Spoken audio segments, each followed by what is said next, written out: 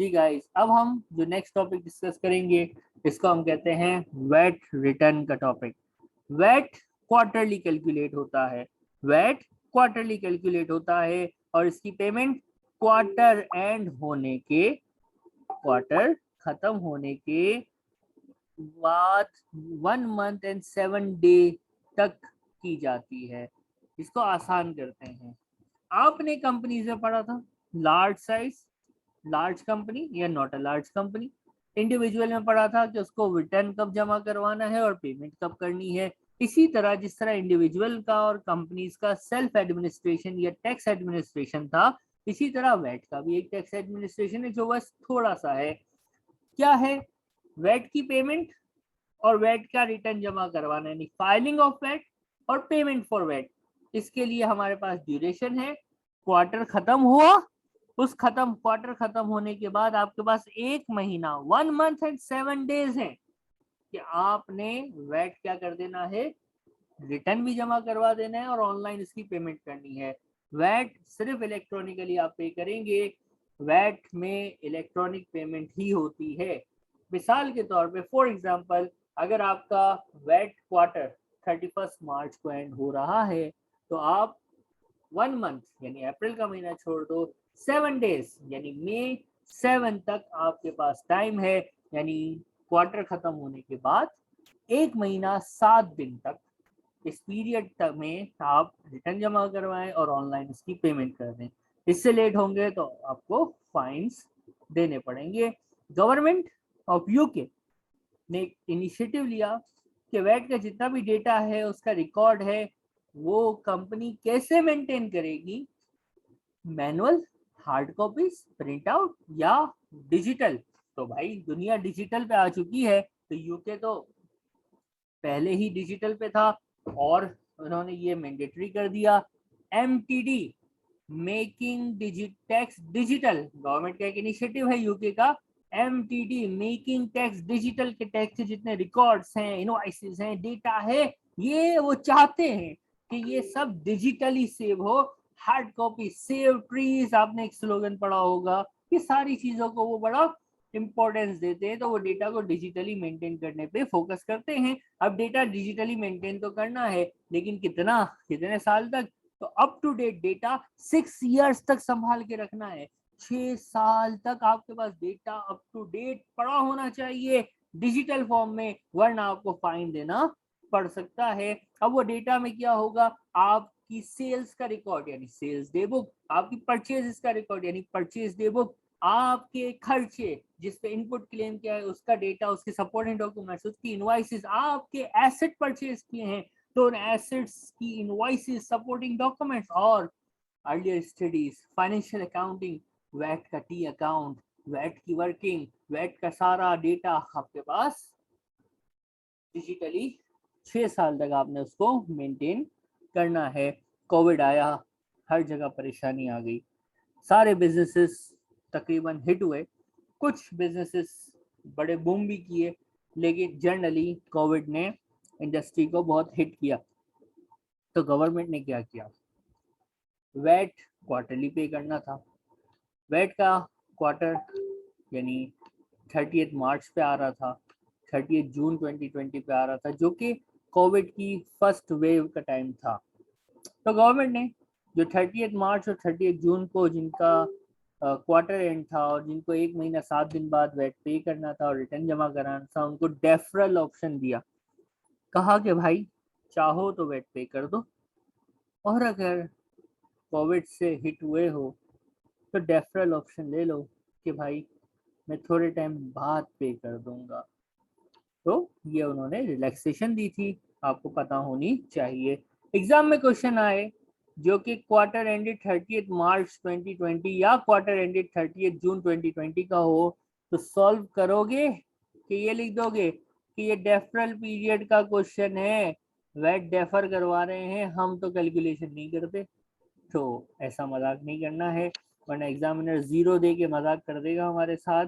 तो हमने क्या करना है, हमारे एग्जामिनर ने कहा है कि अगर मैं आपको क्वेश्चन इस पीरियड का दूं तो अज्यूम कर लेना कि बंदा बड़ा अच्छा था, उसने कहा नहीं नहीं मैं तो टैक्स दूंगा, मुझे डेफरल नहीं चाहिए, मेरा बिजनेस बड़ा शानदार बड़ा जानदार चला, मैं मास्क बेचता था, तो मेरे तो बिजनेस में एक नया, यानी यूँ कह लो कि 100 टाइम बिजनेस मल्टीप्लाई हो गया, मैं तो वैट दूंगा, आप ये समझ लीजिएगा।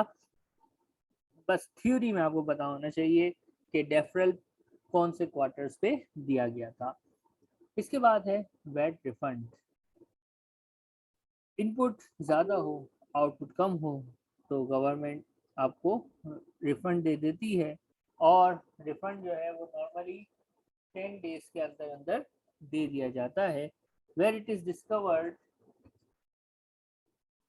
that VAT has been overpaid in the past, the time limit for reclaiming a refund is 4 years. अगर आपने किसी वजह से वैट ज़्यादा पे कर दिया है तो आपके पास 4 साल हैं उसको क्लेम करने के लिए। 4 साल में क्लेम नहीं करोगे तो गवर्नमेंट आपके वैट को वापसी नहीं देगी, आपकी ओवर पेमेंट को रिटर्न नहीं करेगी, वो बोलेगी इट्स आर्स, ये हमारा है, आपको वापसी नहीं मिलेगा। 4 इयर्स कहाँ से स्टार्ट होंगे? 4 years होंगे by which the return of the accounting period was due.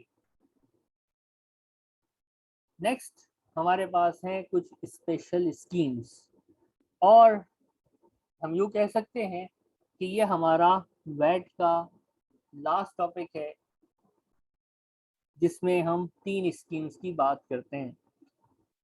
Scheme के बाद एक छोटा सा टॉपिक यूरोपियन यूनियन रह जाता है, लेकिन वो टॉपिक इतना जानदार नहीं। सबसे इम्पोर्टेंट टॉपिक अगर हम कहें कि एंड में जो होता है वो है स्कीम्स का, तो हम स्कीम्स को अब डिस्कस करेंगे।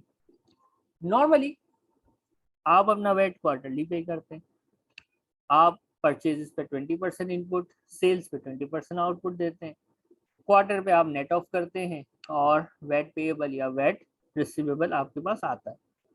तो उस पर कुछ एग्जाम्प्ट हैं, कुछ चीज़ों पे इनपुट क्लेम नहीं होता, बैड डेट्स के अपने रूल्स हैं, गाड़ी के अपने रूल्स हैं, मोटर एक्सपेंसेस के अपने रूल्स हैं। लेकिन कुछ स्कीम्स भी गवर्नमेंट ने इंट्रोड्यूस की। अब इन स्कीम्स में ये जर्नल जो हमने सीखा है वैट, ये स्कीम्स उस जर्नल की एक्सेप्शंस हैं। स्कीम्स जो हैं वो जो जर्नल रूल हमने पढ़ा है, इनपुट कैलकुलेट होगा आउटपुट कैलकुलेट होगा, दोनों का नेट ऑफ होगा और वेट पेएबल या रिसीवेबल कैलकुलेट हो जाएगा, ये है नॉर्मल या जनरल रूल। इसकी एक्सेप्शन है 3 स्कीमें, यानी इसकी 3 एक्सेप्शंस हैं। पहली एक्सेप्शन है cash accounting scheme. Cash accounting scheme क्या है? नॉर्मली क्या होता है, आप माल उधार पे बेचते, आपको वेट देना होता है, आप उधार पे खरीदते हैं, आप इनपुट क्लेम करना शुरू कर देते हैं, लेकिन बैड डेट्स होता है, ये सारी चीज़ें हैं, डिस्काउंट बाद में मिल रहा होता है, इस वजह से थोड़ा सा मसला रहता है। तो गवर्नमेंट ने एक स्कीम इंट्रोड्यूस की। उस स्कीम में क्या है? उस स्कीम में यह है कि भाई आप अपना वेट सिर्फ कैश की बेस पे, यानी पैसा आएगा या पैसा जाएगा तब वेट कैलकुलेट करें। आप सेल्स के ऊपर वेट कैलकुलेट ना करें, क्रेडिट सेल्स के ऊपर, क्रेडिट परचेजेस के ऊपर आप इनपुट क्लेम ना करें। जब तक पैसा आए ना सेल्स का और जब तक पैसा जाए ना परचेज का, आप वैट की वर्किंग ना करें। ये है कैश अकाउंटिंग स्कीम। आसान स्कीम है। क्या इसमें हर ट्रेडर ज्वाइन हो सकता है? जिसका दिल चाहे वो बोले भाई मैं नॉर्मल रूल से हटता हूँ और मैं कैश अकाउंटिंग स्कीम में आ जाता हूँ, तो क्या हर कोई आ सकता है? तो नहीं नहीं, इस स्कीम में आने के लिए आपका taxable supplies net amount excluding VAT, net amount 1.35 million यानी 13,50,000 पाउंड तक हो तो फिर आप इस स्कीम में आ सकते हैं। स्कीम में आप आ गए, आपने कैश खरीदने पे इनपुट क्लेम करना शुरू किया, कैश सेल से जब आता था तो आपने आउटपुट कैलकुलेट करना शुरू किया। अब आपका टर्नओवर बढ़ गया, 13 जब आपने ज्वाइन किया फॉर एग्जांपल, तो आपका टर्नओवर 12 मिलियन था, यानी 13.5 लाख से कम था। अब 12 लाख के टर्नओवर पे था, आपने ज्वाइन कर लिया, अचानक आपका टर्नओवर 1-2 साल बाद 14 लाख हो गया, तो क्या आपको स्कीम में रहने दिया जाएगा कि स्कीम से निकाल दिया जाएगा? स्कीम से नहीं निकालेंगे सर। 13,50,000 तक हो तो आ जाता है, स्कीम ज्वाइन कर सकता है, लेकिन स्कीम से निकालेंगे कब? कंपलसरी उसका विड्रॉवल कब होगा फ्रॉम द स्कीम? जब उसका टर्नओवर 1.6 मिलियन यानी 16 लाख से क्रॉस कर जाए। जैसे ही उसका taxable supplies 16 lakh 1.6 million in an accounting period हो जाएगा, तो उसको क्या करना पड़ेगा? इस स्कीम को छोड़ना पड़ेगा। कैश अकाउंटिंग स्कीम का सबसे बड़ा एडवांटेज ये है कि बैड डेट्स ऑटोमेटिकली जो है वो बैड डेट्स की वर्किंग आउट हो जाती है, कि जब वो 6 महीने वाला रूल है कि 6 महीने हो जाएंगे तो फिर वो जो हमने एडवांस में टैक्स भरा हुआ था वो हम क्लेम कर सकते हैं। ये कॉन्सेप्ट ही हट जाएगा। क्यों? क्योंकि जब तक सेल्स के अगेंस्ट पैसे आएंगे नहीं, वैट हम देंगे नहीं। तो ये इसका एक एडवांटेज है। इसका एक और एडवांटेज भी है कि businesses selling on credit do not have to pay output VAT to HMRC until they will receive money from its customer। इसका मतलब automatic relief for the impaired debts या बैड डेट्स मिल जाता है। इसका ड्रॉबैक क्या है, इसका डिसएडवांटेज क्या है कैश अकाउंटिंग स्कीम का? Input tax can not be claimed. Input tax delay होते हैं। हम माल खरीदते हैं, हम इनपुट क्लेम ही नहीं कर सकते जब तक कि आप उसकी पेमेंट ना करो, और अगर आप किसी की पेमेंट खा गए तो आपका इनपुट टैक्स भी जाया हो जाएगा। फिर जो जीरो रेटेड बिजनेसेस हैं उनके लिए सूटेबल है ही नहीं। जीरो रेटेड क्या होता है? जो इनपुट क्लेम करता है आउटपुट देता ही नहीं है, तो उसको तो इनपुट जल्दी चाहिए, पेमेंट भी टाइम इनपुट मिलेगा, तो ये उसके लिए कोई फायदे वाली बात नहीं है। हाँ, ये उनके लिए फायदा है जो बहुत ज्यादा उधार पे माल बेचते हैं, जिनकी पेमेंट्स बहुत लेट लेट आती हैं और वो लिक्विडिटी मेंटेन करना चाहते हैं, तो फिर वो इस स्कीम को ज्वाइन करके बेनिफिट ले सकते हैं। फिर आती है हमारे पास एनुअल अकाउंटिंग स्कीम। इस स्कीम में क्या होता है? अब साल में 4 क्वार्टर है, कितनी मरतबा वेट देना है? 4 मरतबा। क्वार्टर खत्म हो गया, 1 महीना 7 दिन है आपके पास, रिटर्न भी जमा कराना है और पेमेंट भी करनी है, यानी एक ईयर एंड जो होता है उसका आपको 4 मरतबा वेट रिटर्न भरना है, 4 मरतबा वेट की पेमेंट करनी है। अगर लेट शेट हो गया तो पेनल्टी फाइन आपको देना पड़ेगा। ठीक है। अब गवर्नमेंट ने कहा यार हम सहूलत देते हैं, जो ट्रेडर्स वही लिमिट 12 महीने में 13,50,000 की लिमिट तक का टर्नओवर है, तो वो एनुअल अकाउंटिंग स्कीम ज्वाइन कर लें, ऑप्शन है। तो उनको टैक्स जो है वो एनुअली पे करना पड़ेगा, एनुअली देना पड़ेगा, यानी पिछला साल जो है उसका 90% वो लाइबिलिटी 9 इक्वल इंस्टॉलमेंट में चौथे से 12वें महीने तक पे करेंगे। कैसे करेंगे? हम कैलकुलेशन आपको कराएंगे। क्या? जिनको एनुअल अकाउंटिंग स्कीम में आना है उनका टर्नओवर 13,50,000 तक हो तो वो इस स्कीम में आ सकते हैं। और स्कीम में आ जाएंगे तो क्या होगा? इनको साल में 1 मरतबा वैट का क्या करना पड़ेगा? एडमिनिस्ट्रेशन करना पड़ेगा, एक रिटर्न जमा करवाना पड़ेगा। जिससे क्या फायदा होगा? साल में 4 मरतबा 3-3 महीने का इकट्ठा वैट नहीं जमा हो रहा, साल में एक रिटर्न जमा हो रहा है, आपकी एडमिनिस्ट्रेशन कम हो रही है। लेट आप 4 मरतबा जमा कराने की जगह 1 मरतबा फाइलिंग कर रहे हो तो आपके लेट होने का चांस भी कम हो गया। तो ये है हमारे पास एनुअल अकाउंटिंग स्कीम। फिर आती है तीसरी, फ्लैट रेट स्कीम। यह है छोटे लोगों के लिए, छोटे ट्रेडर्स के लिए, जिनका टर्नओवर टैक्सेबल सप्लाईज का net amount excluding VAT 1.5 lakh तक हो, वो इस स्कीम में आ सकते हैं।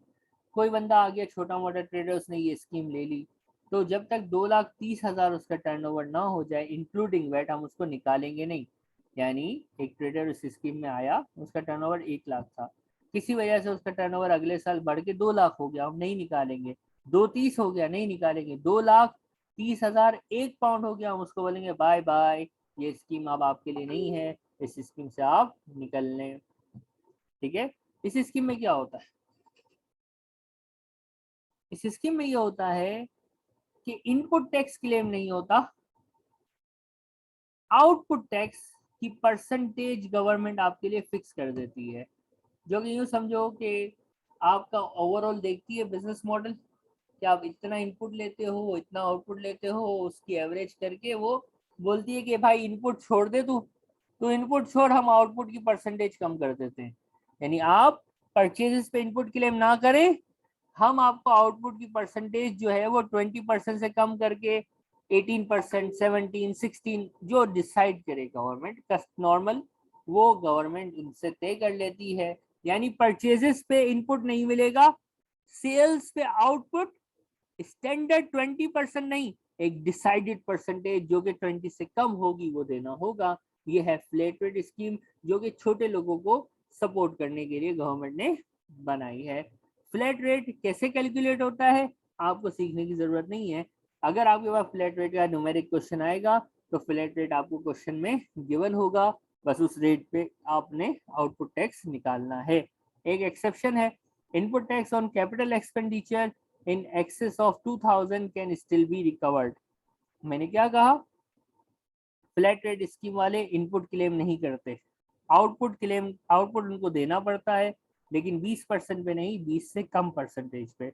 लेकिन जब वो कैपिटल, अब इनपुट परचेजेस पे उनको नहीं मिलता, एक्सपेंसेस पे नहीं मिलता, लेकिन जो कैपेक्स होता है, कैपिटल एक्सपेंस होता है, 2000 तक का कोई कैपिटल एक्सपेंस है तो उस पर भी इनपुट नहीं मिलेगा। लेकिन अगर 2000 पाउंड से ज्यादा का कैपिटल एक्सपेंस है तो उस पर नॉर्मल जिस तरह से इनपुट होता है, इनको भी इनपुट टैक्स मिल जाएगा। और जब ये अपनी इनवॉइस बनाएंगे तो उस पर 20% नहीं शो करेंगे, सॉरी, इनवॉइस जब बनाएंगे तो ये इनवॉइस पे 20% ही वैट शो करेंगे, अपना फ्लैट रेट डिस्क्लोज नहीं करेंगे। क्यों? क्योंकि इनके कस्टमर्स तो 20% के हिसाब से ही आगे, यानी जिस तरह से वैट का सीक्वेंस है ना कि एक बंदा आगे बढ़ाता है आगे बढ़ाता है, उन पे तो 20% ही बर्डन आपने शो करवाना होगा। तो ये हमारे पास 3 स्कीम है जिसकी हमने थ्योरी डिस्कस की। अब इनके कुछ क्वेश्चंस हैं, एक एक करके इन क्वेश्चंस को डिस्कस करेंगे और ये टॉपिक हम खत्म करने की कोशिश करेंगे। क्वेश्चन नंबर 17 है, एक बार रीड कीजिएगा।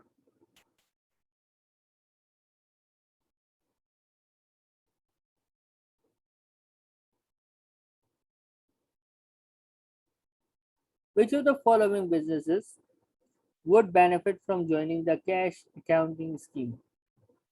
पहला है जेबी,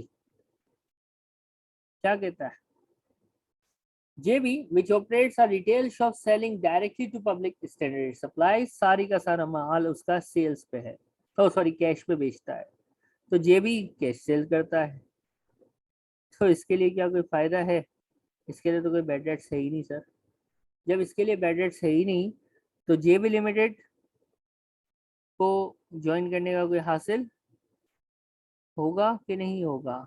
सर कोई हासिल नहीं होगा। दूसरा है Ambar and company which manufactures and sells computer printers to other business on credit, जो क्रेडिट पे बेचे उसके लिए फायदा है कि माल बेचेगा, टैक्स उस वक्त नहीं देना होगा, कैश फ्लो मेंटेन होगा, आपको टैक्स उसी वक्त देना है जब आपको उसकी पेमेंट आ जाएगी। तो Ambar and company would benefit from joining the cash accounting scheme as they will not be required to pay VAT until they receive payment from customers। Simple हो गया। जेनेट है, मैन्युफैक्चर करती है चाइल्ड शूज। अब बच्चों के कपड़े जो होते हैं वो जीरो रेटेड होते हैं, ये हमने बताया है, पेपर में आपको याद होना चाहिए, जीरो रेटेड होते हैं, लिस्ट आपको पहले से प्रोवाइड की हुई है। अब जीरो रेटेड आइटम है तो जीरो रेटेड वालों को तो ये स्कीम कभी भी सूट नहीं करेगी। मैं जब डिस्कस कर रहा था थोड़ी देर पहले तो मैंने यही कहा था कि जीरो रेटेड वाले क्या चाहते हैं कि इनपुट मेरा जल्द से जल्द क्लेम हो जाए, आउटपुट तो उनका होता ही 0% है, तो फिर आउटपुट तो देना ही नहीं है, तो वो इनपुट को वेट क्यों करवाएं, अपने आप को वेट क्यों करें कि जब मेरा कस्टमर, सॉरी, मैं परचेजेस की पेमेंट होगी जब ही मेरे को वेट इनपुट मिले। इतना मैं वेट क्यों करूं भाई, मैं तो बेनिफिट जल्दी लेना चाहूंगा ना। तो जीरो रेटेड के लिए जो है वो ये स्कीम बेनिफिशियल नहीं होती। नेक्स्ट क्वेश्चन जंप लिमिटेड है। जंप लिमिटेड में क्या कहता है, explain the return and payments Jump Limited must be for the year ended 31st Jan 2020। Jump Limited apply to use annual accounting scheme. अब खुद ही बता दिया कि जंप लिमिटेड जो है वो एनुअल अकाउंटिंग स्कीम में जा रही है। ठीक है भाई, Jump Limited is in annual accounting scheme. Very good. Question हम पढ़ेंगे।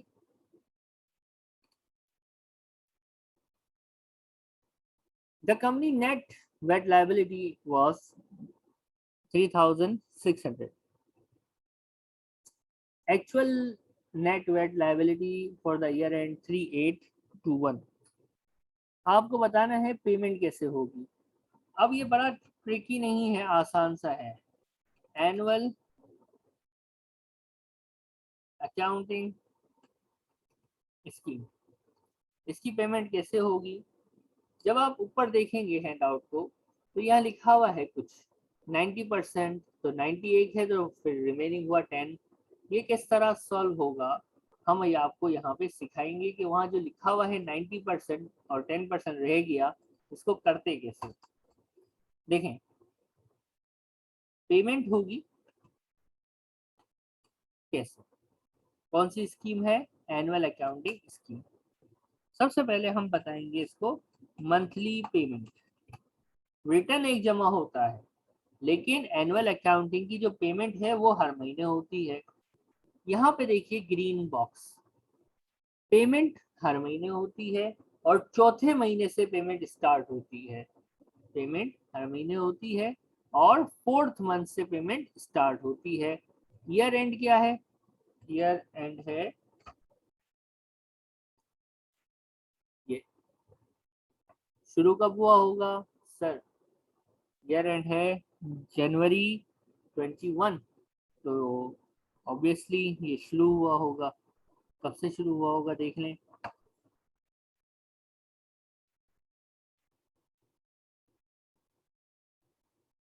ठीक है, अब ये है कि ईयर एंड जनवरी में हो गया।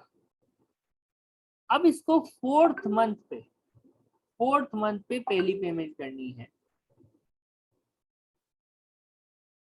अब फोर्थ मंथ कैसे निकले, जरा ध्यान से देखिएगा। मैं एक छोटी सी वर्किंग कर रहा हूँ कि मेरा ईयर एंड है 31st Jan 2021। तो शुरू कब से हुआ होगा जनाब, से शुरू हुआ होगा 1st Feb 2020 से।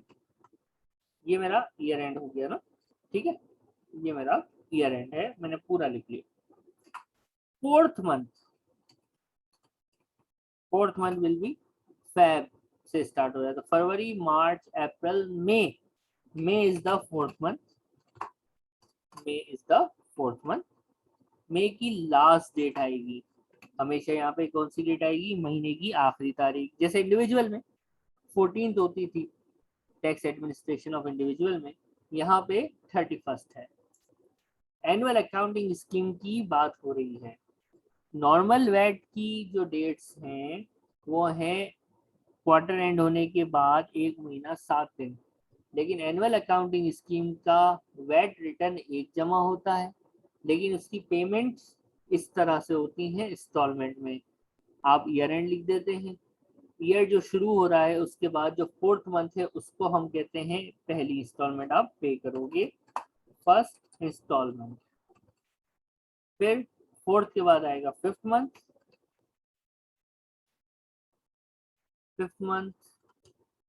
मई के बाद आ जाता है जून, इसको हम पे कर देंगे सेकंड इंस्टॉलमेंट। फिर सिक्स मंथ आएगा, सेवंथ मंथ आएगा, एट मंथ आएगा, नाइन्थ मंथ आएगा, 10th 10वां महीना आ जाएगा, 11 महीना हो गए, और ईयर में 12 महीने होते हैं तो 12 पे हमने रुकना है। 12th मंथ 12 महीने हो गए। मैं जरा डेट्स लिख लेता हूँ। जून के बाद होगा ये जुलाई, फिर अगस्त, सितंबर, अक्टूबर। ये समझाने के लिए इतना लंबा लिखा है, वरना आप डायरेक्ट भी लिख सकते हैं 31 मई टिल 31 जैन। नवंबर, दिसंबर और जैन 21। ये हो गई हमारे पास 9th इंस्टॉलमेंट।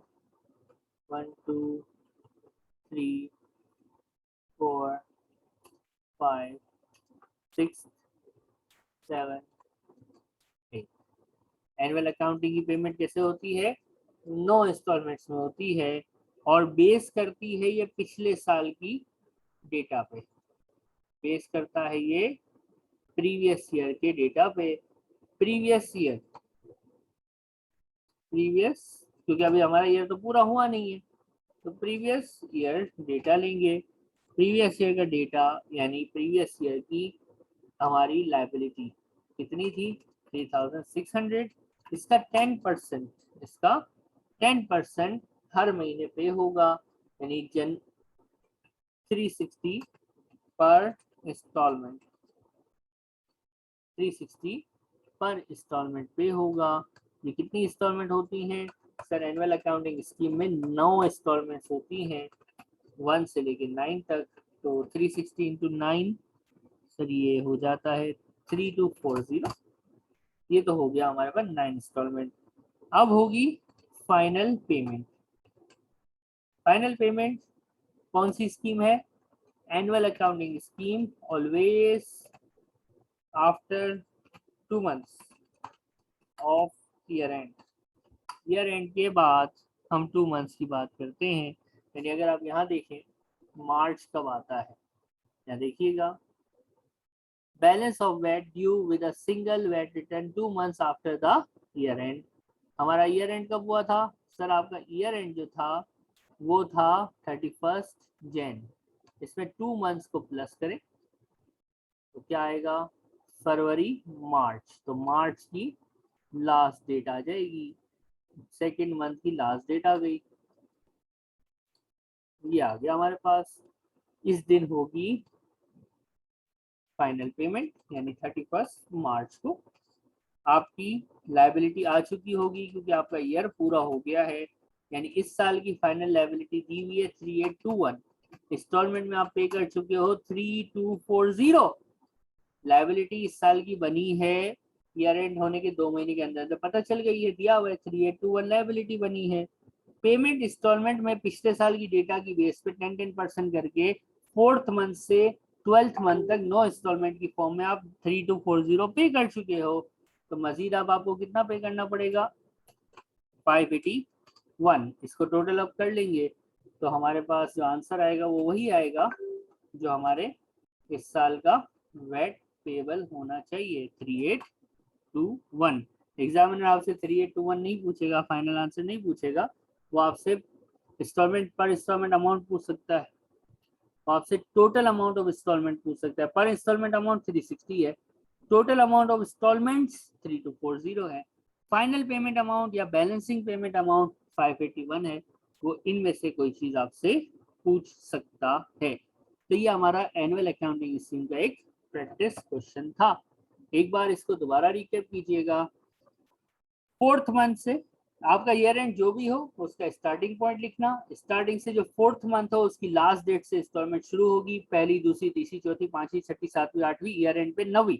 9 इंस्टॉलमेंट पिछले साल की जो पेएबल लायबिलिटी है उसके 10% के हिसाब से कैलकुलेट होगी।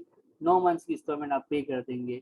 इस साल की जब लायबिलिटी आएगी तो ईयर एंड के 2 महीने बाद इस साल की लायबिलिटी को इंस्टॉलमेंट के अमाउंट से डिफरेंस देखेंगे और बैलेंसिंग पेमेंट कर देंगे। ये है इसका सम अप। नेक्स्ट क्वेश्चन हमारा जो है वो है फ्लैट रेट स्कीम के ऊपर। हमें पता है कि फ्लैट रेट स्कीम में होता क्या है। सबसे पहले एप्पल लिमिटेड है, कहता है नॉर्मल मेथड से सॉल्व करो। नॉर्मल मेथड यानी ये बंदा किसी भी स्कीम में नहीं है, नॉर्मल वेट देता है, तो सॉल्व करते हैं। ईयर एंड है 31 दिसंबर। एप्पल की एनुअल सेल्स है 90,500। स्टैंडर्ड रेटेड है, जनरल पब्लिक को बेचा है। नीचे लिखा हुआ है कि सारी फिगर्स वैट इंक्लूसिव हैं। वैट इंक्लूसिव का मतलब क्या होता है? ग्रॉस यानी डिवाइड बाय 120।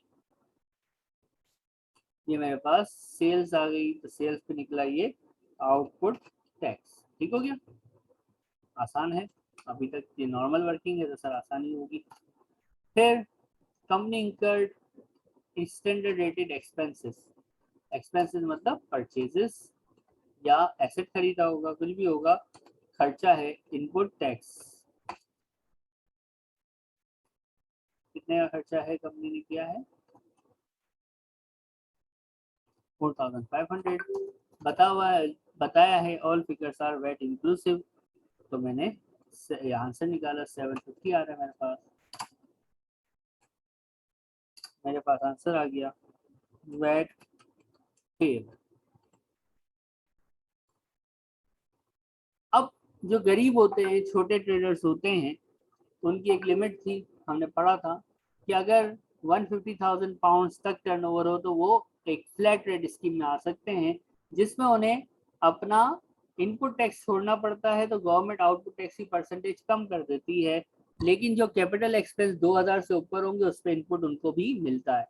बी पार्ट में कहता है flat rate scheme at the rate of, मैंने कहा था फ्लैट रेट आपको पेपर में बताएगा, बता दिया। सॉल्व करेंगे तो फ्लैट रेट में सिर्फ आउटपुट टैक्स निकलता है और इनपुट टैक्स सिर्फ कैपिटल एक्सपेंसेस पे निकलता है जो 2,000 से ऊपर हो। परचेजेस या एक्सपेंसेस पे इनपुट टैक्स नहीं निकालते, भले उनकी अमाउंट मिलियंस में हो। ठीक है, सेल्स पे लगेगा ये, और परसेंटेज जो फ्लैट रेट की है वो लग जाएगी। फ्लैट रेट की परसेंटेज हमेशा याद रखना, ये नेट होती है। परसेंटेज गिवन है, percentage is net. Flat rate की परसेंटेज हमेशा नेट होती है। स्केल चार्ट जो था वो हमेशा ग्रॉस होता है, फ्लैट रेट की परसेंटेज हमेशा नेट होती है। यानी इस बंदे को 9,050 पाउंड का इनपुट देना, आउटपुट देना पड़ेगा। इनपुट मिलेगा नहीं, क्यों? क्योंकि इसके पास कोई कैपिटल एक्सपेंस नहीं है जो 2,000 से ऊपर हो। परचेजेस भले कितने की भी हो, एक्सपेंसेस भले कितने की भी हो, फ्लैट रेट स्कीम में वो क्लेम नहीं होते। फ्लैट रेट का परसेंटेज आपको पेपर में गिवन होगा। एडवांटेज इसको क्या हुआ? इसकी एडमिनिस्ट्रेशन आसान हो गई, रिकॉर्ड रखना आसान हो गया, क्योंकि इनपुट का रिकॉर्ड ही नहीं रखना पड़ेगा, जब आउटपुट का रिकॉर्ड रखना पड़ेगा। वेट इनवॉइसेस पे कस्टमर यानी जो जिनसे खरीदारी करते हो उनका वेट इनवॉइस, उनकी मगजमारी आपको संभालने की जरूरत ही नहीं होगी। ये है हमारे पास स्कीम के, तीनों स्कीम के 3 क्वेश्चन हमने आपको करवाए हैं। अब इस चैप्टर में जो लास्ट चीज है वो है यूरोपियन यूनियन और इंटरेस्ट, यूरोपियन यूनियन और फाइन्स या पेनल्टीज, जिसको हम नेक्स्ट वीडियो में आपको करवाएंगे और ये चैप्टर हमारा कंप्लीट हो जाएगा।